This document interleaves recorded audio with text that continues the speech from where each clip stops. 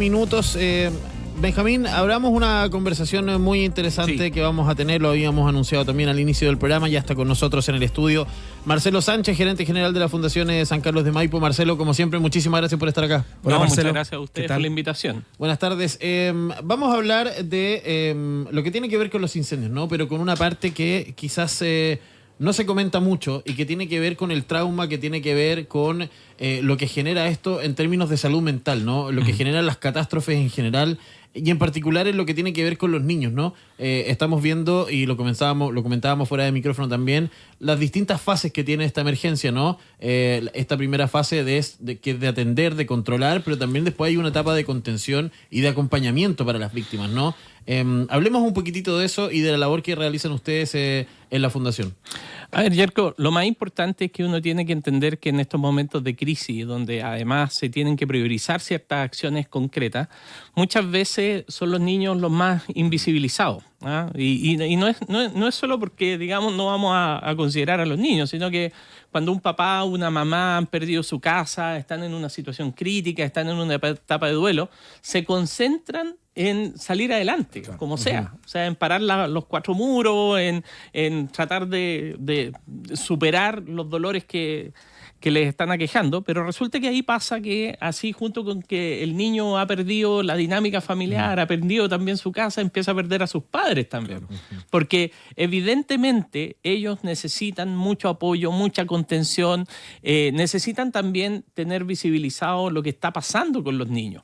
Cuando un niño no recibe una respuesta frente a esto que está pasando, cuando un niño finalmente se siente, por ejemplo, conflictuado, está muy triste, siente y le van diciendo todo el rato, ¿sabes qué? No te pongas a llorar ahora, no hagas pataleta, no te comportes mal porque hoy día estamos sufriendo mucho, estamos tratando de salir adelante, etcétera, etcétera. Lo que estamos haciendo es básicamente no hacernos cargo de las emociones de los niños. Y cuando eso pasa, pasan situaciones complejas. O sea, puede generar un trauma, puede generar un problema de salud mental mucho más severo. Pensemos que hoy día estamos absolutamente sobregirados en la cuenta corriente de salud mental de los niños. Sí. O sea, hoy día tenemos una crisis en materia de salud mental que se agudizó desde la pandemia en adelante. Y no hemos tenido dispositivos para poder hacerles frente. Tenemos más de 14.000 niños en lista de espera en materia de salud mental y eso no disminuye. Entonces, cuando tenemos este tipo de crisis, tenemos que tener también una primera respuesta. ¿Ah? Y a eso va nuestro trabajo en estas crisis, que es poder apoyar a los padres y a los cuidadores para esa primera respuesta. No es una respuesta terapéutica, ¿ah? Es una respuesta en la emergencia, en qué nos tenemos que fijar, cómo tenemos que abordarnos, cómo tenemos que abordar las situaciones complejas que están viviendo los niños. Y lo primero, hacerlo visible. Y lo primero también es que desde las autoridades, y esto es un llamado a las autoridades, el artículo 17 de la Ley de Garantía establece la prioridad de los recursos públicos, regionales y nacionales, para atender la situación de la niñez. Eso no se puede olvidar, porque claro, la necesidad es la reconstrucción, la necesidad es tener la casa, la necesidad de habilitar los servicios, claro, etcétera. Pero tenemos también que considerar cuáles son las necesidades de los niños. Hoy día ellos necesitan espacios seguros, espacios protegidos. Ellos necesitan espacios donde puedan volver a jugar, donde puedan volver a normalizar. Si esto se extiende mucho en el tiempo, donde puedan recuperar sus clases, donde puedan desarrollar la vida lo más normal posible. Y eso requiere recursos, eso requiere gestión, que tiene que ser considerada en los planes de reconstrucción. Marcelo, ¿qué riesgo específico enfrentan estos niños, niñas y adolescentes también en este tipo de catástrofe, incluso a quienes no hayan perdido su vivienda y también a quienes no hayan perdido algún tipo de familiar? Porque en el fondo igual están los vecinos, claro, está el compañero de la escuela, etcétera. ¿A qué riesgo específicos, qué riesgo específico enfrentan ellos y también a qué conducta hay que estar atento en toda esta crisis? O sea, hay conductas que evidentemente, especialmente a los niños que han sido más expuestos al daño, más expuestos a la crisis, se le quemó la casa, se murió su mascota, perdieron un familiar, etcétera, van a empezar a desarrollar algunas conductas regresivas. O sea, empiezan a dormir mal, a hacerse pipí en la cama, a tener conductas de retraimiento, a qué sé yo, chuparse el dedo, empiezan a manifestar algún algunos comportamientos que en la medida que se van prolongando en el tiempo pueden ser necesario algún tipo de tratamiento específico, o sea, con atención psiquiátrica. Estamos hablando de que si estas conductas se van prolongando más de 3 a 4 semanas, ya es necesario hacer una derivación.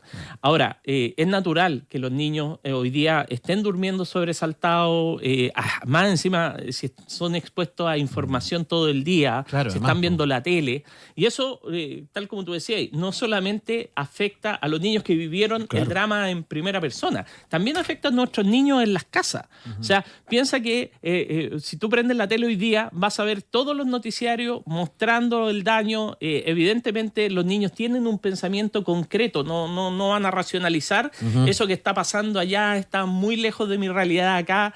Van a pensar que es un riesgo inminente. Si no está mediado por un adulto que le explica, que le es claro, que es transparente, que le dice, mira, lo que está pasando allá no es lo que está pasando acá, tú estás siendo protegido, tenemos otro contexto, estamos en una...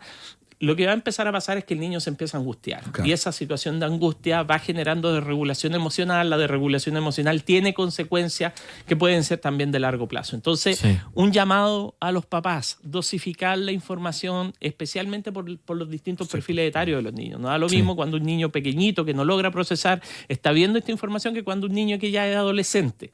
Pero hay que entender eso. Hay que entender que los niños hoy día están expuestos a esta información. No solo en la tele. Nosotros vamos a decir, ya, apaga la tele. Con el celular, tener las redes todo, sociales, tener el celular. Entonces, tenemos que ser conscientes de ese riesgo.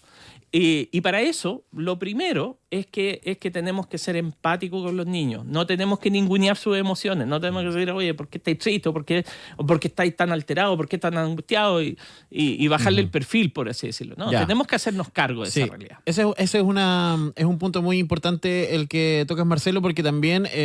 el acompañamiento de los adultos es muy importante y los adultos también están o podrían estar pasando por un trauma muchísimo más grande y pasar por alto, como dices tú, estas emociones de los niños, no de mala intención, sino que porque están pasando su propio... Están concentrados además en otra cosa. Exactamente, entonces, si nos puedes dar algunos... consejos o indicaciones a las que los padres deberían también estar atentos respecto de sus hijos y cómo deberían actuar. Sí. Lo primero es identificar a un adulto responsable que esté en una condición que pueda atender a los niños, o sea, que pueda estar presente con ellos, que los pueda acompañar permanentemente. Siempre en el entorno familiar hay algún adulto responsable que puede cumplir este rol, una abuelita, un tío, un pariente, porque entendemos, por ejemplo, que los padres pudieran estar muy concentrados en el proceso de reconstrucción. En segundo lugar, habilitar un espacio seguro para los niños, en un sector donde pueda estar y compartir con otros niños mediados con un adulto. Esto es muy importante, Yerko, porque cuando vienen estos influjos de ayuda, hay muchas personas que a veces aprovechan las condiciones de vulnerabilidad para estar cerca de los niños y causarles daño. Entonces, tenemos que ser muy cuidadosos.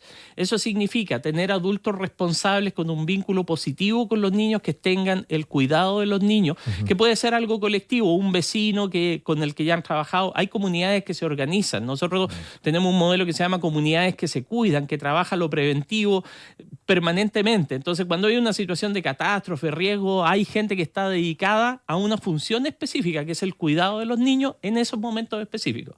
Entonces, hoy día, efectivamente, en medio de la catástrofe, en medio del desorden, pueden darse situaciones muy complejas que requieren tener una doble precaución. Ya lo vimos hace algún tiempo. Sí. O sea, en el mismo estado habíamos tenido más de 100 personas que no podían trabajar con niños, según un informe de Contraloría, porque estaban en el registro pedófilo.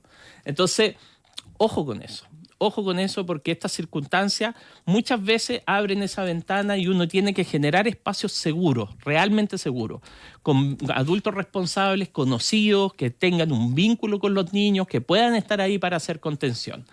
Esos espacios seguros son fundamentales, y son cosas concretas. O sea, hay un sector dentro de la casa, hay un sector dentro del albergue, hay un sector dentro de la escuela donde nosotros podemos tener concentrados a los niños que estén jugando y bajo supervisión.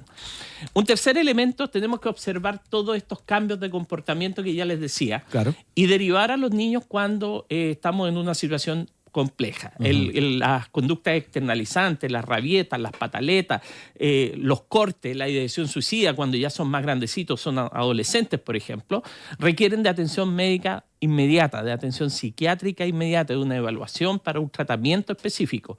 Entonces, por eso mismo uno tiene que estar atento para generar esos dispositivos de atención y a las autoridades poder disponer esa atención específica. Atención que puede darse en distintos formatos. En el formato online, por ejemplo, nosotros muchas veces apoyamos a las familias a nivel online y tiene buenos resultados y tiene buena posibilidad de poder generar no solo la contención, sino también un tratamiento específico.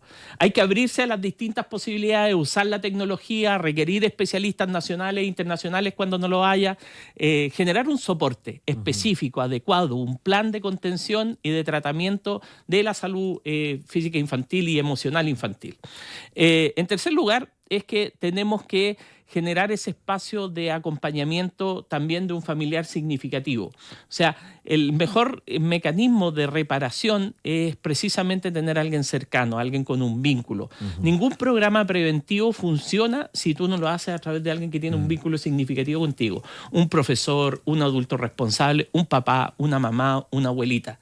Pero tiene que haber un mediador, tiene que haber, porque es el vínculo lo que te permite generar los cambios que van a proteger la conducta o van a proteger al niño de tener conductas disruptivas o problemas o daño emocional severo.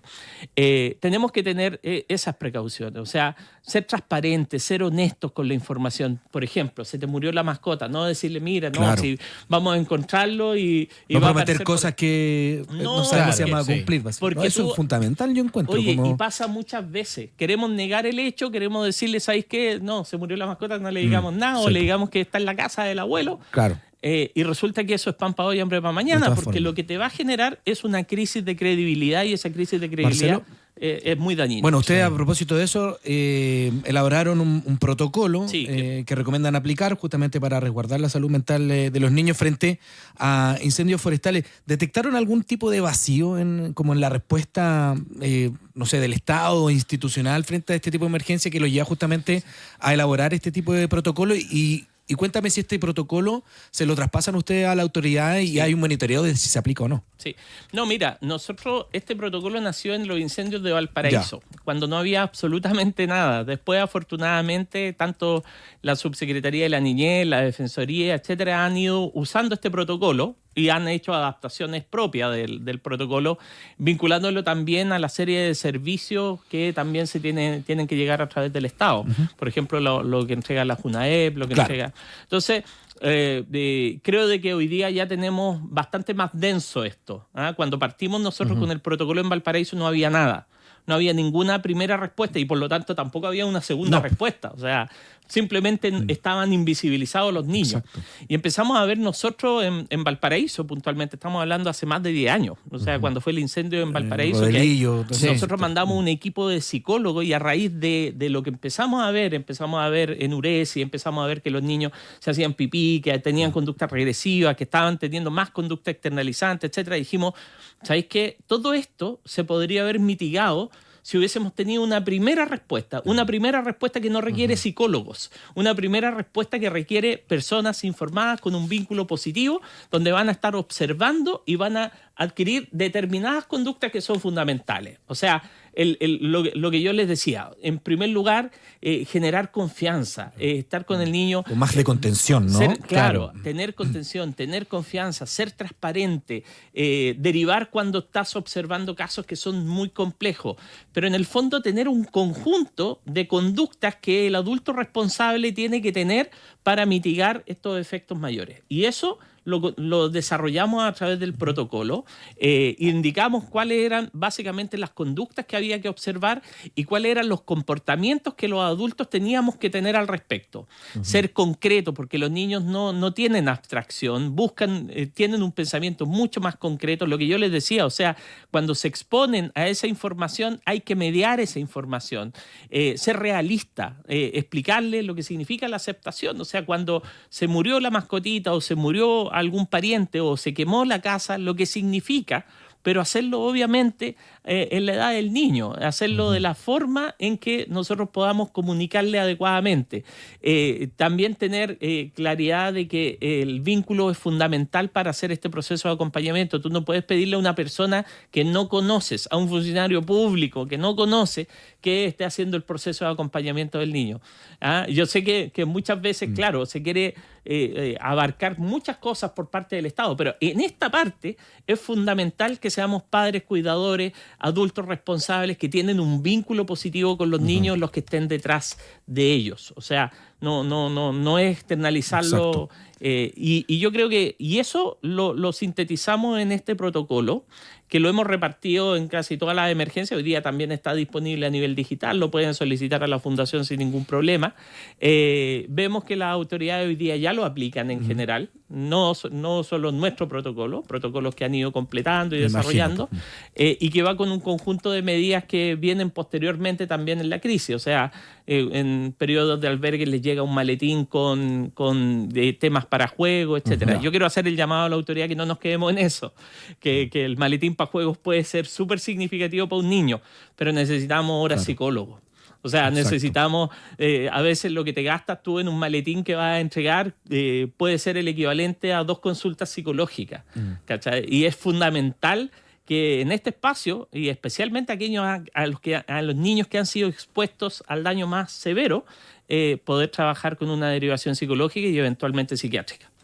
Bien, pues Marcelo Sánchez, gerente general de la Fundación San Carlos de Maipo, importantísimo el tema que tocamos, así que el llamado no solamente a las autoridades, sino que también a los padres a ser responsables, a cualquier adulto, a estar atentos a todas estas señales que causen estos traumas y estas catástrofes que son tan dolorosas para todas las familias. Sí, ¿no? Marcelo, consulta, para quizá alguien que no esté escuchando, que está ahí en las regiones de Ñuble, Biobío, cómo acercarse a ustedes, de repente para alguna orientación o alguna derivación psicológica, porque siempre es importante de repente tener estos canales de comunicación. A ver si tú nos puedes contar ahí la gente cómo se puede contactar con ustedes, etcétera.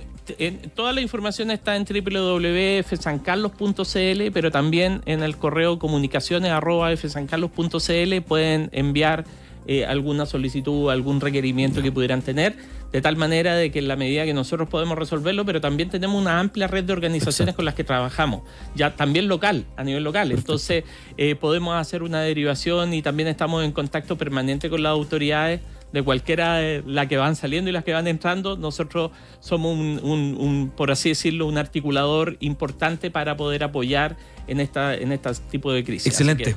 Marcelo, bien, pues Marcelo, un gusto, como siempre, te pasa.